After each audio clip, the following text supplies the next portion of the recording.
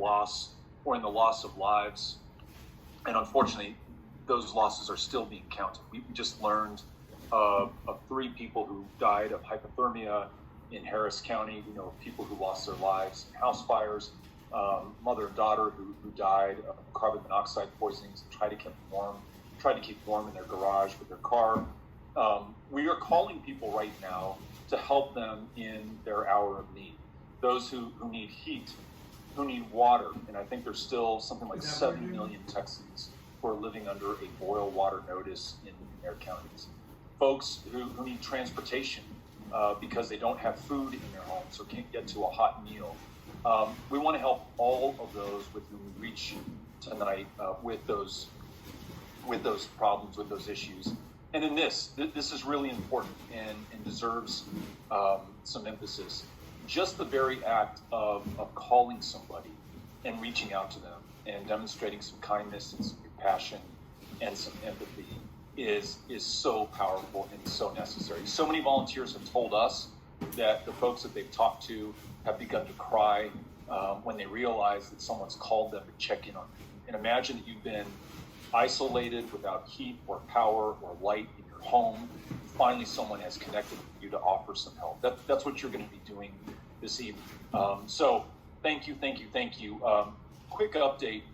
Most Texas households now have electricity. There are some exceptions, though many are still struggling with low water pressure, no water pressure, or undrinkable tap water. We still have issues with transportation.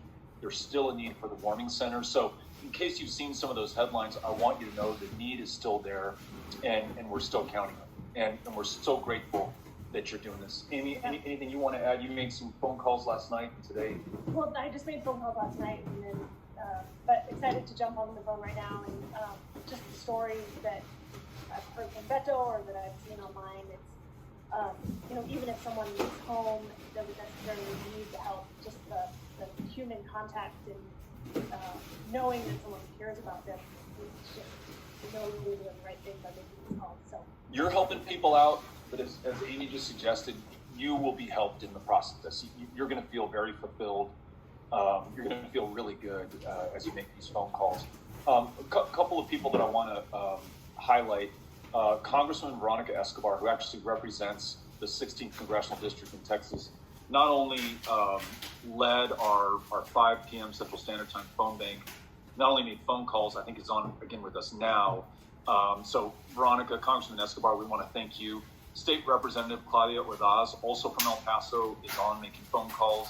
And then I understand Council Member Aaron Mishler from Elkhart is on. Council Member, we want to thank you for joining us, and Representative Pettis. That's Claudia. So anyhow, thank you all for joining us, and everyone else who's on. I think we have over 800 people on this call right now, and the numbers are climbing. We have called, I think, and correct me if I'm wrong, Kate, we've made over 575,000 phone calls today across the state of Texas, calling to every single part. And we're going to make a lot more over the next couple of hours. So I will allow us to get onto the phones. Do you want to share the advice that the woman from East Texas last night? So I was calling, I can't remember if I was calling into Palestine or Carthage or Tyler or where in East Texas last night. And I said, is this Mrs. Johnson? She said, well, yes. And I said, Ms. Johnson, I'm calling to see if you have power. And she answered each question kind of reluctantly and skeptically. And then she said, who the hell is this? And I said, I'm so sorry. My name's Beto O'Rourke. I'm with Powered by People, and I'm calling to check in on you and see if I can help connect you with services. And she said, a word of advice. If you would just begin the phone call by introducing yourself, telling me who the heck you are, who you're with, then that might put me at ease. And maybe that's an East Texas thing, she said, but that would really help. And I heard you doing that today, and I felt like the conversation was flowing even better than it did yesterday, so I thought you should share it. I think it may be because I'm a little concerned if people hear Beto O'Rourke, they hang up their phone right away. So I say that for the end. Last piece of advice, and one that Amy understands intuitively, and I got to remind myself, please smile when you're making phone calls. It transmits warmth through the phone connection to the person on the other end. And that's really what people need more than anything else in some cases. So smile. You're doing a great thing for people right now, and thank you for being here. So Kate, tell us what we need to know to be successful on this phone bank and to make a bunch more phone calls to people in Texas. Absolutely.